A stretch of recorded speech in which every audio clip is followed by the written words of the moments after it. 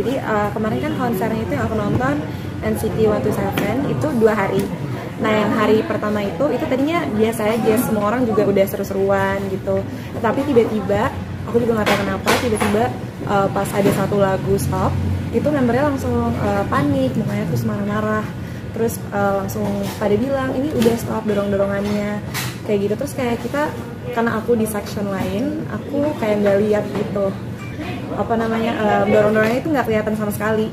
Terus habis itu ternyata mereka habis itu nampil satu lagu lagi. Abis udah selesai lagunya itu mereka langsung pergi, terus tanpa ngomong goodbye atau sama sekali pamitan itu nggak ada. Terus habis itu langsung polisi umumin kalau misalnya konsernya diberhentiin karena udah ada 30 orang yang pingsan. Terus itu pagar barricade-nya itu udah sampai roboh sih. Tapi Ica jauh dari orang-orang yang sempat pingsan itu, atau memang posisinya lokasi Ica itu jauh atau seperti apa sih? Kalau aku itu waktu itu nontonnya tuh di section sebelah yang dorong-dorongan. Jadi kalau di section aku itu semua orang kayak nggak ada yang dorong-dorongan. Jadi kayak semuanya nyanyi-nyanyi biasa aja. Makanya kita juga kaget pas konser dibubarin. Soalnya kirain nggak bakal separah itu. Ternyata emang separah itu waktu itu. Ivonne sebagai orang tua sempat panik nggak sih saat tahu kejadian seperti itu? Iya tahu, panik banget soalnya kan dia 2 hari nggak pulang. Jadi malam pertama selesai acara, bukan selesai acara. Berapa malam sih kan? 2 malam dia menginap di sana, salah satu hotel di BSD aja ya. Iya, di venue. Saya hubungin dia nggak bisa, handphone mati. Saya hubungin teman-temannya nggak ada. Ternyata di sana susah sinyal. Saya aduh mati nih anak saya, kenapa? Jangan-jangan salah satu korban kan? Sampai saya tuh begini-begini. Ternyata anaknya baik-baik aja, selamat gitu. Iya. Aman sih aku. Sempet berarti emang pas mau nonton, mama nggak diajak sengaja kan sendiri atau gimana sih awalnya rencana? Emang rencananya aku sama teman-teman aku sih kan, masa mamaku nonton K-pop gitu. Banget nemenin. Iya kalau nemenin iya biasanya. Kadang nemenin, cuman yang kemarin enggak sih. Iya. Sempet merasa kecewa gak sih dengan ibadah Saat di stop? diberhentikannya. Tapi kan mendengar kabar yang ibadah Dengan yang di banyak Taiwan yang korban sana. Sebenarnya kalau konsernya diberhentiin, aku nggak kecewa sama sekali sih, karena awalnya bingung kenapa diberhentiin, cuman aku kayak oh ya udah, masih untungnya aku masih bisa nonton di hari keduanya kan. Cuman yang bikin aku kecewa itu sama oknum-oknum yang dorong-dorongan, padahal akhir-akhir ini tuh kayak ada tragedi Itaewon, terus ada acara konser lain yang juga dibubarin karena over capacity. Jadi lebih kecewanya kalau oknum-oknum yang nggak bisa jaga ketertiban aja sih. Ini kan acara musik band K-pop ini sendiri kan benar-benar yang ngeluarin budget modal banget sampai rogoh kocek lah ya. Iya. Nah, bisa dibilang hampir semua para fans tuh berani ngeluarin berapapun demi ketemu idola. Apa sih yang bikin Ica sendiri sampai gua harus nih gitu? Nah, itu. Aku juga bingung ya, cuman aku tuh sebenarnya kalau buat K-pop ini aku baru tahun lalu. Jadi tahun lalu tuh aku sebenarnya lagi karaoke sama temen aku yang udah duluan K-pop. Terus dia nyanyiin lagu K-pop, ternyata bagus gitu. Terus kayak aku langsung kepoin sampai rumah gitu-gitu. Terus ke bawah kelanjut, tapi emang dari tahun-tahun sebelumnya aku emang udah suka banget nonton konser karena emang suka aja euforianya sama vibes-nya, sama kayak bisa sekalian ketemu teman-teman gitu. Terus kalau buat emang biasanya orang mau ngeluarin banyak gitu kan buat konser, itu emang udah kayaknya emang udah tradisinya kayak gitu deh, gitu sih. Ini Ivonne sendiri terlibat juga nggak sih ngebantu beliin tiket, atau memang dia harus nabung dulu nih Kak? Iya, ada lah pokoknya bergening sama dia. Kadang iya, kadang enggak. Soalnya aku juga sebenarnya punya usaha just tip gitu, just tip konser. Jadi kebanyakan aku sendiri. Cuman kadang beberapa kali kalau momen spesial kayak misalnya aku ulang tahun gitu-gitu. Iya. Atau mungkin kalau tur berapa negara waktu itu Shawn Mendes kan. Jadi itu pasti aku yang jadi ininya sponsor. Soalnya 4 negara kan, jadi kebetulan memang Ica dari SD kalau nggak salah ya kamu ya, SMP yang ketemu Shawn Mendes pertama kali, selfie, terus sampai semua tur-turnya Shawn Mendes itu Ica pasti ada di beberapa negara, mulai dari Singapura, Kuala Lumpur, Bangkok, Jakarta, terus Justin Bieber kemarin Australia juga. Jadi memang hampir, dia di cancel, jadi tiketnya udah di refund. Ini kecintaan kepada musik ini gimana? Iya, makanya ngikutin mamanya juga dulu atau gimana? Iya, jadi sejarahnya karena dia dari kecil udah ya gitulah lihat mamanya kan bergerak di dunia musik, terus promotor juga, jadi anaknya jadi mengarah ke situ dan dia belajar gimana caranya. Oh, aku pengen gini nih, tapi dia maunya sih artis internasional yang lagi booming, misalnya The Weeknd, Ruel, New Hope Club, terus siapa lagi, Dua Lipa ya. Pokoknya semua penyanyi yang lagi hits pasti. Selena Gomez terutama, apalagi waktu itu dia dapat award dari Selena Gomez untuk 100 negara. Indonesia diwakili oleh Ica. Ica menang waktu itu tahun 2017 ya. Iya, itu sempat menang. Ica sempat. Mungkin bisa diceritain Ca, sebagai pernah ngejalanin sebagai promotor sendiri, suka dukanya, terus banyak belajar dari mama nggak sih yang lebih dulu gitu?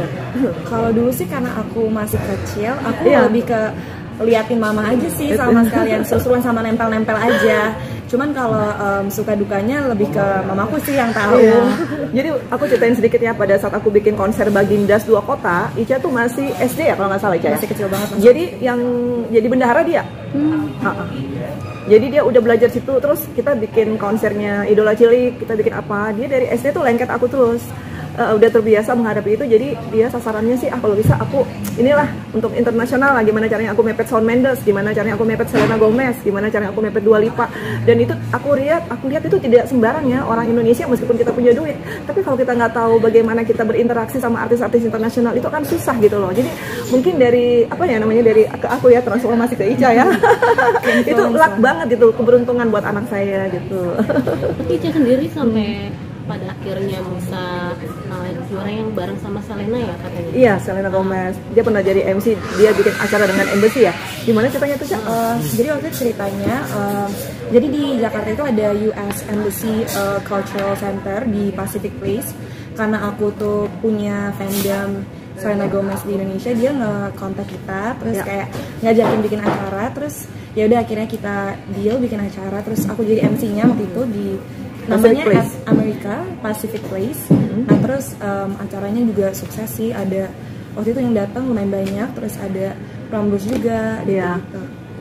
Tapi kebiasaan ini semua Ica ada kursus juga nggak sih, Ivan? Ya, ini dia. Atau memang belajar otodidak gitu? Otodidak ya. Kan memang ini bisa dibilang mancanegara. Bahasa asingnya pasti di nomor 1 ini. Iya, hebat loh. Sampai saya juga kagum lihat dia. Dia tuh kalau nunggu Shawn Mendes, nunggu Selena Gomez, nunggu Dua Lipa, kok bisa ya sampai selfie, sementara orang lain aja sampai berhari-hari aja belum tentu kan. Tapi emang sampai dia dipeluk di panggung, bukan itu ya, disamperin, tangannya sampai dicium gitu kan, terus selfie lah apalah, berarti kan memang ada kontak sama mereka gitu kan, jadi udah dikenal gitu loh ceritanya. Ica, tapi the next project yang bakal Ica lakuin lagi ke depan apa sih? Kalau project sih palingan ya next, maksudnya bulan depan mau ke Bangkok, mau datengin nonton konser NCT 127 lagi yang kemarin kan di sini 2 hari. Terus nanti lanjut di Bangkok 3 hari bulan depan. Bareng mama atau? Bareng mama sih, mama mau ikut. Iya, karena kan kita juga sekalian ada bisnisnya juga di situ kan. Bisnis apa Kak? Mungkin boleh di-share. Coba ceritain aja. Aku juga buka just tip, jadi tiket konser gitu sih. Jadi sekalian ya itu sih bisnisnya gitu. Jadi ada bonusnya kan. Itu nggak semua orang bisa. Jadi untuk anak-anak Indonesia yang mau beli tiket luar negeri itu kan memang agak susah kan. Jadi melalui dia. Itu buy tiket atau apa, sekalian pesawat atau hotel atau gimana? Enggak. Kalau sekarang aku cuman tiket aja sih, cuman rencana emang mau bikin tour, cuman buat saat ini masih tiket konser aja. Iya.